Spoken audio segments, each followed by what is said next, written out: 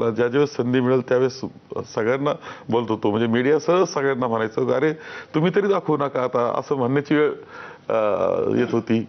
परंतु ते आमच्यापर्यंत पोहोचलं असं कधी वाटलं नव्हतं. दुर्दैवानं ते संगमनेरपर्यंत आलं. ही वस्तुस्थिती आहे. आमच्यावर जबाबदारी आता. आम्ही सगळे समाजधुरी नसतील किंवा जनता सुद्धा तिनं सुद्धा निर्णय दिला पाहिजे की कोण कोणत्या पातळीचं राजकारण करतं. आणि मला मला आपल्याला म्हणावं वाटतं की मीडियाने सुद्धा दुरुस्ती करता कोणी चुकलेलं असो त्याच्या दुरुस्ती करता म्हणून जरा पुढाकार घेतला पाहिजे आणि ही पातळी आपण सगळ्यांनी मिळून पुन्हा एकदा एक चांगल्या पातळीला नेणं महाराष्ट्राचं राजकारण याकरता काम केलं पाहिजे. नाही, मला त्याच्याबद्दल बऱ्याचदा अनेक प्लॅटफॉर्मवर अनेक नेते असं म्हणतात की मीडियानं संयम बाळगला पाहिजे आणि मीडियानं या लोकांना दाखवलं नाही पाहिजे. पण त्याच्याबद्दल माझं आणि एकूण आमचं असं मत आहे की बोलणाऱ्यांनी काहीही बोलावं आणि मीडियानं ते दाखवू नये. उलट मीडियानं हे दाखवलं पाहिजे आणि पुन्हा पुन्हा दाखवलं पाहिजे की काय लायकीचं हे लोक बोलतायत आणि या लोकांची लायकी काय आहे. आणि लोकांना जज करू दे की आपण कोणत्या पातळीच्या लोकांच्या पाठीशी उभे राहतोय आणि आपण काय करतोय. पण जेव्हा हा सगळा संगमनेरमध्ये धांदरफळमध्ये जेव्हा हा प्रकार झाला, अशी म्हणजे आधी तुम्हालाच हा प्रश्न की तुमची पहिली रिॲक्शन काय होती? तुम्हाला म्हणजे ज्या क्षणी कळलं. नाही यामध्ये मला समजलं त्या साहजिकच भावना. मी तर दिल्लीमध्ये होतो आणि आमच्या चर्चा सुद्धा संपलेल्या होत्या. नुकताच मी आलेलो होतो रूमवर. अशा वेळेस ते समजल्यानंतर साहजिक कोणाची भावना तीव्र होणं अत्यंत साहजिक होतं. परंतु त्या क्षणाला मी पहिला विचार केला तो जयाचा की तिला काय वाटणार आहे. आणि पहिला फोन तिला केला की तू लक्षात ठेव, तू स्वातंत्र्य सैनिकाची नाते भक्कम राहायचं हे तिला सांगितलं. कारण ती कशा पद्धतीने रिॲक्ट करेल मला त्यावेळेस अंदाज नव्हता. थोड्याच वेळात स्वतः आमचे जे जिल्ह्याचे पोलीस प्रमुख आहे त्यांचा फोन आला की फार थोड्या वेळामध्ये त्यानंतर लोक खूप रस्त्यावर आलेले आहेत आणि वातावरण खूप हे आहे, तुम्ही ते आवरण्याकरता मदत करा. मी ताबडतोब माझे भाऊ हे सगळे पाठवले की अरे लोकांना काही चुकीची घटना त्यांच्या हातून होऊ नये लोकांच्या हातून. म्हणजे आमचे याच्यामध्ये एक लक्षात घ्या, ती बोलल्यानंतर 15 मिनिटांमध्ये त्या गावातल्या महिला त्या स्टेजवर गेलेल्या आहेत. ते सरपंच व्हायचं त्यामध्ये आम्हाला सर्व मानणारे होत्या असं बिलकुल नाहीये. किंवा रस्त्यावर आलेले सगळे युवक आणि हे सगळे आम्हाला मानणारे होते, काँग्रेसचे होते, माझे कार्यकर्ते असं नाहीये. सगळ्यांना इतकी रिॲक्शन जोरात होती, प्रतिक्रिया इतकी जोरात होती की सगळे लोक रस्त्यावर आले सगळ्या त्याच्यात मग काही फोडतोड ही झाली असेल मी नाकारत नाही, पण ती एक प्रतिक्रिया होती त्या सगळ्या याची की जे आम्हाला मान्य झालेलं नाही. अशी आमच्याकडे एक गोष्ट आहे की साधारणतः एक वैचारिक तालुके आहेत आमचे. त्यांना पूर्वीची एक चळवळीची परंपरा असणारे, डाव्या चळवळीची विशेषतः, आणि त्यामुळं विरोधकाचं भाषण सुद्धा ऐकण्याकरता बसण्याची पद्धत आहे. ते ऐकतात विरोधक. परंतु ह्या पातळीला जाऊन खरं म्हणजे त्या अगोदर सुजय विखे यांनी 3-4 ठिकाणी भाषण केलं. त्याची पातळी जी होती ती पातळी पुढं त्याच्या कार्यकर्त्यांनी त्या पद्धतीने तो गेला असं झालेलं आहे आणि अत्यंत खालच्या पातळी गेला. माझे साहजिक आहे किती तीव्र भावना असल्या तरी पहिली माझा जयाची मानसिकता दुरुस्त करणं आणि काही चुकीचं घडणार नाही याची काळजी घेणं. कारण असं आहे का एवढा मॉब गोळा झाल्यावर काय करेल याचा भरोसा नसतो. हे ओळखून मी लगेच सगळ्यांना आवर्त घेण्याकरता, काळजी घेण्याकरता पाठवलं. कारण याला संयम म्हणतील, परंतु तो त्यावेळेस मला बाळगणं गरजेचं होतं. कारण मी शेवटी मी जी प्रतिक्रिया चिडलं पाहिजे, रागवलं पाहिजे, ती सगळी जनता ज्यावेळेस रागवलेली. माझी माणसं तर रागवणं साहजिक होतं, परंतु मला विरोधक माझे जे असतील समजा तालुक्यात ते सुद्धा रागवलेले होते, बाहेर आले होते. यापेक्षा काय प्रतिक्रिया देणं आवश्यक होतं, ती तशी प्रतिक्रिया दिलेली मी पाहिली. आणि नंतर तर आपल्या सगळ्यांना माहितीच आहे का किती त्रास त्यानंतरचा सुद्धा आहे. म्हणजे तो जो बोलला तो आणला 15 मिनिटामध्ये त्याला जामीन झाला.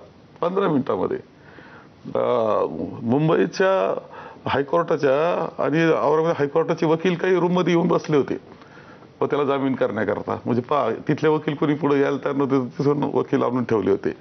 ही तयारी करून ठेवली होती.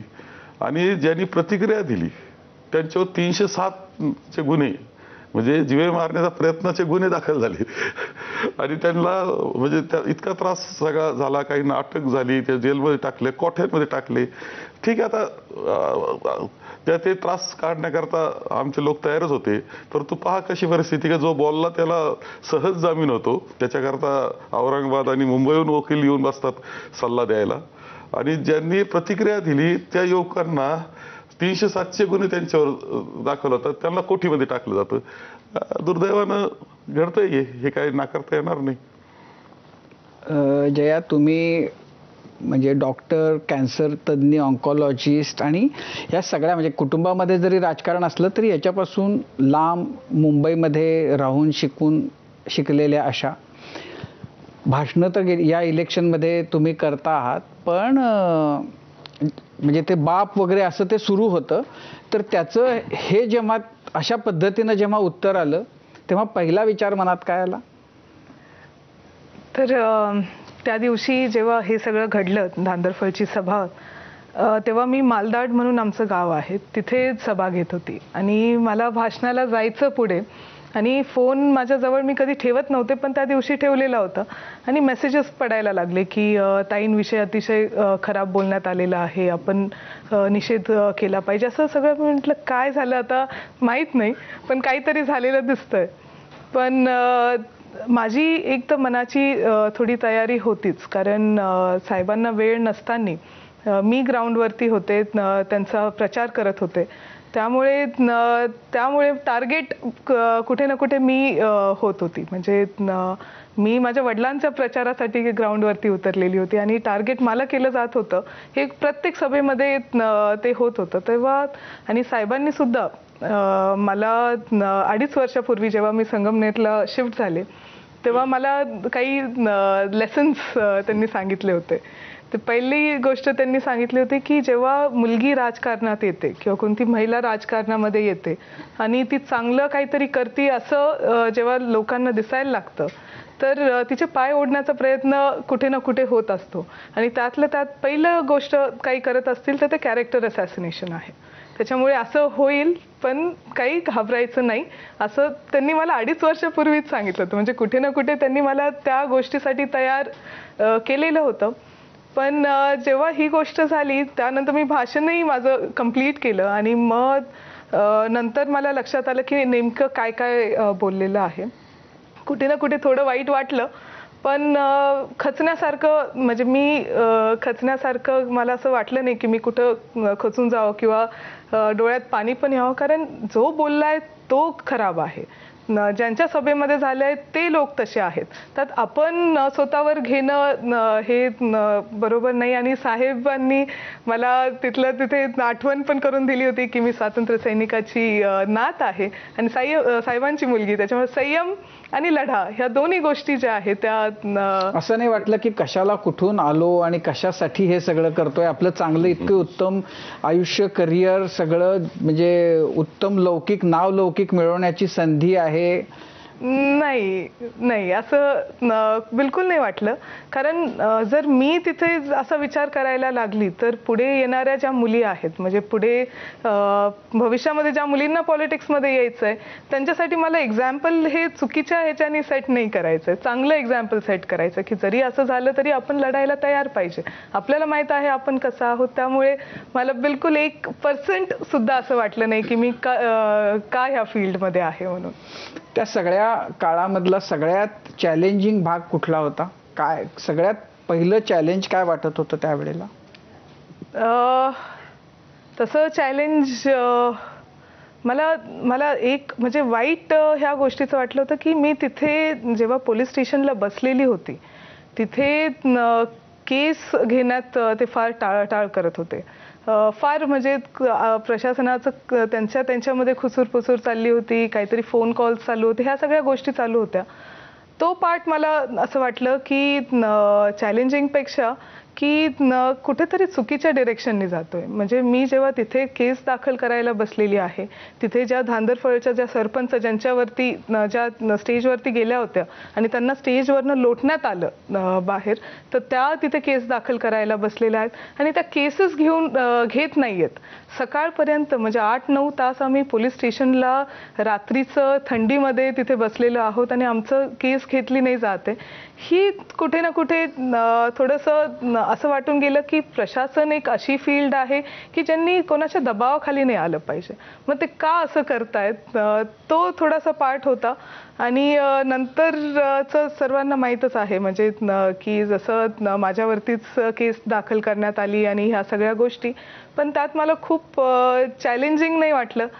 जसं मी म्हणाले की लढाईची तयारी मी ठेवलेली होती. पण याच्याबद्दल विरोधकांकडनं जी टीका होते ती ही की सुरुवात तुम्ही केलीत. जर तुम्ही तपासून बघितले पाहिजे त्यांची जी भाषणं आहेत, म्हणजे आम्ही युवा संवाद यात्रा काढलेली होती आणि प्रत्येक गावामध्ये युवकांना जोडण्यासाठी आम्ही ती यात्रा काढलेली होती. एक वातावरण छान निर्मिती होत होती. त्याच्यानंतर त्यांनी ज्या सभा चालू केल्या त्या अतिशय खालच्या पातळीवरती त्यांची भाषणं होत होते. इतकी खालच्या पातळी की म्हणजे साहेबांवरती आरे तुरेच्या भाषेने बोलणं, माझ्याबद्दल बोलणं. म्हणून मी एकच माझं जे भाषण जे पुढे आलं होतं तिथे मी त्यांना खणकावून सांगितलं होतं की माझ्या वडिलांविषयी बोलाल तर सांभाळून बोलणार. संगमनेर तालुक्याचा स्वाभिमान आहे ते त्याला ठेस नाही पोचवायची, एवढं मी बोलले. आता ती सुरुवात असेल, त्यांना असं वाटत असेल तर मग ते त्यांचं गैरसमज आहे असं मला तरी वाटतं. पण बाळासाहेब, हे जे सगळं आत्ताचं राजकारण म्हणजे हा एक घटना किंवा एक प्रसंग आहे. त्याच्यानंतर आता सुदैवानं नंतर आणखीन असे नाहीत झालेले. पण हे राजकारण आपल्याला कुठं घेऊन जाणार आहे? नाही, ही तर दिशा योग्य नाहीच आहे ना. असं आहे की त्यानंतर सुद्धा घडलं का आदरणीय पवार साहेब एक अत्यंत ज्येष्ठ व्यक्तिमत्व आहे. आयुष्य त्यांनी महाराष्ट्रात देशामध्ये घालून त्यांच्याकरता जे बोललं गेलं मध्ये, हे तरी कुठं म्हणजे आपण पाहतो ना, तेव्हा विरोधकांच्या मनामध्ये सुद्धा एक आदराची भावना असते की चला आपलं ज्येष्ठ आहे. असं शेवटी काही गोष्टी अशा आहेत की आपल्याला लोकशाहीनं दिलं आहे, राज्यघटनेने दिलं आहे, सत्ताधारी दिलं आहे, विरोधक दिलं आहे, मतमतांतर दिलेत, हे सगळं दिलं आहे. परंतु त्याच्या काही मर्यादा आहेत, काही सीमा आहेत. ह्या जर आपण पाळण्याचं सोडून दिलं आणि इतक्या मोठ्या व्यक्तिमत्वांवरही काहीतरी कॉमेंट्स आपण करायला सहज बोलायला लागलो तर कोणी कोणाचा मान राखील असं होत नाही थांबेल असं तुम्हाला वाटतं? नाही, हे थांबेल का मुळामध्ये? नाही, थांबवलंच पाहिजे. हे जे तुमचं संयतपणानं बोलणं मांडणं आहे, ह्याच्या जोरावर तुम्ही काँग्रेसच्या पदरात 100 पेक्षा जास्त जागा पाडून घेतल्यात.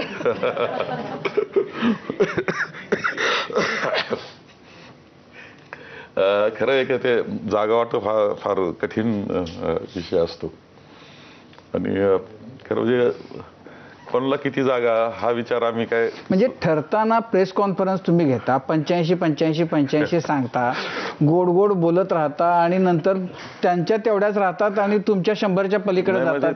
तेवढंच नाही आम्ही केलं. आम्ही 85 सांगताना बेरीज एवढीच चुकवली होती की त्याच्यावरच तुम्ही बोलत बसले. हे काय सहज येत असं नाही. नक्की मीटिंग मध्ये काय होतं ते पण सांगत नाही, कोणाचं कोणाशी वाजतं मग काय होतं ते पण कोणी सांगत नाही. जागा वाटप हा अत्यंत कठीण प्रसंग असतो. फक्त आम्ही कसं आहे, आमचं उघड आहे काय असेल ते आणि ते सगळ्यांचं असतं असं नाही. महायुतीमध्ये जाल तर थोडा काही धाक आहे त्यांना, असे का नाही चल एवढं जागा ऐकून घे, चल संपला विषय तुमचा, जास्त गडबड कराल तर पाहून घेऊ. असं नाही, आम्ही मोकळे होतो. आमच्यामध्ये मुक्त वातावरण होतं. थोडंफार कधी असं आहे की एखाद्या जागे खूप तणाव झाले आमचे, नाही असं नाही, पण ते चर्चेचे तणाव असायचे, ते साहजिक असायचं का. असं आहे की ज्या जागा सुटल्या त्याला त्या मतदारसंघाचे कार्यकर्ते मतदार जे आहेत आमचे ते बसणाऱ्यांना दोषी धरतायत. आज एखादी जागा सुटली आणि ती काँग्रेसची तर तिथला कार्यकर्ता आणि सगळे म्हणत असतात हे बसले होते, यांनी जागा सोडून दिली. म्हणजे त्या मतदारसंघात जाणं कठीण होऊन जातं आमचा. पण मध्यंतरी अशा बातम्या आल्या होत्या की राहुल गांधी नाराज आहेत आणि तुम्हीच चर्चा करत होता, त्यामुळे आता ते किती खरं किती खोटं माहिती नाही. काय होतं ते? नाही असं आम्ही ज्यावेळेस बसलो राहुलजींना, आम्ही सगळे, खरगे साहेब होते, राहुलजी होते, एकदा तर सुनेजी स्वतः बसल्या होत्या, त्यावेळेस ही चर्चा आमची झाली की बाबा ही जागा काय, त्यांचे कागद आले होते, खालून प्रतिक्रिया जात होत्या, काही ईमेल जायचे, काही व्हॉट्सअप जात असतील, काही मेसेज जात असतील, त्याच्यातून त्यांना काही गोष्टी फीडबॅक जो येत होता तो त्यांच्याजवळ होता. तर ही जागा सुटायला पाहिजे, सुटली नाही, ही जागा दुसऱ्याला दिली, या थोड्या तक्रारी त्यांच्यापर्यंत गेल्या. तर साहजिक आहे ना त्यांनी विचारणं आम्हाला, कारण ही चांगली जागा आपली काँग्रेसची जागा का नाही मिळाली आपल्याला, आम्हाला काहीतरी उत्तरं द्यावं लागणार होते. आम्ही ते उत्तरं देत होतो, परंतु शेवटी काही चांगल्या जागा सुटल्या, त्याची नाराजी खालूनच घ्यावं लागते. इतकं सोपं नाही जातं आम्हाला बी. आपल्याला दिसतं का काँग्रेसने जागा घेतल्या, त्याचबरोबर आम्हाला काही चांगल्या जागा प्रत्येकाला सोडाव्या लागल्यात. म्हणजे शिवसेनेला सुद्धा चांगल्या 4 जागा सोडाव्या नाही, पण लागल्या. हे सांगा की शिवसेना 171 जागा लढायची, मग नंतर 150 जागांच्या वरनं त्यांचं भाजपशी मतभेद झाले, त्यातनं युती तुटली, नंतर मनं त्यांची कधी जुळलीच नाहीत. त्या शिवसेनेला तुम्ही 100च्या आतमध्ये कसं, त्या बाटलीत कसं बसवलं? नाही शिवसेना तशी फार समजदार आहे, फक्त त्या पद्धतीनं त्यांना त्यांच्याशी बोललं पाहिजे. हे तुम्हाला ही जादू सांगा काय आहे? भारतीय जनता पक्षाला ते जमत नव्हतं असं माझं मत आहे. त्यामुळे ते फार कमी जागांवर असं आहे की चर्चेनं आम्ही एकच गोष्ट निश्चित केली होती, आणि असं आहे की ह्या सगळ्या परिस्थितीमध्ये महायुतीचं सरकार घालवणं आणि महाविकास आघाडीचं आणणं हे आम्ही ध्येय ठेवलं होतं. त्याच्यामध्ये निवडून येणारी जागा, समजा एखाद्या मतदारसंघाचं नाव घेतलं तर त्या मतदारसंघात निवडून येण्याची क्षमता कोणाची, त्याच्यात काय होत असतं का पहिल्याच याच्या फेरीमध्ये काही जागा अशा असतात का त्या जवळजवळ 160 जागा अशा निघाल्या का तिथं काही वादच नव्हता. तिथून पुढे चर्चा सुरू झाल्यावर परत 50 जागा अशा निघाल्या की त्याच्यात मग मिटल्या, त्या पुन्हा 50 निघाल्या.